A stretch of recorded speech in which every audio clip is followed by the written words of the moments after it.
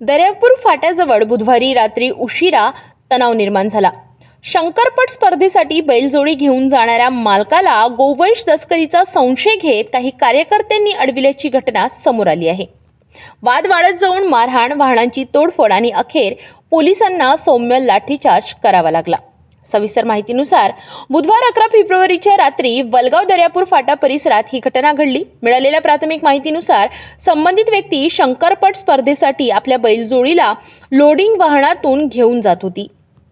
त्याचवेळी काही हिंदुत्ववादी संघटनेच्या कार्यकर्त्यांनी वाहन अडवत गोवंश तस्करीचा संशय व्यक्त केला. जमावाने वाहन थांबवत कागदपत्रांची मागणी केली. मात्र शहानिशा पूर्ण होण्यापूर्वीच वाद निर्माण झाला आणि संबंधित मालकाला मारहाण करण्यात आल्याचा आरोप आहे. यावेळी वाहनाची आणि कारची तोडफोडही करण्यात आली. घटनेमुळे परिसरात काही काळ तणावपूर्ण वातावरण निर्माण झाले.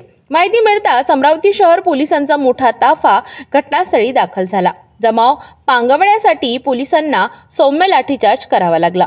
पोलीस उपायुक्त गणेश शिंदे यांनी स्वतः घटनास्थळी भेट देत परिस्थिती नियंत्रणात आणली. सध्या परिसरात कडेकोट पोलीस बंदोबस्त ठेवण्यात आलाय. या प्रकरणाची नोंद वलगाव पोलीस ठाण्यात करण्यात आली असून पुढील तपास सुरू आहे. दरम्यान नागरिकांनी अफवांवर विश्वास न ठेवता शांतता राखावी असे आवाहन पोलिसांकडून करण्यात आले आहे.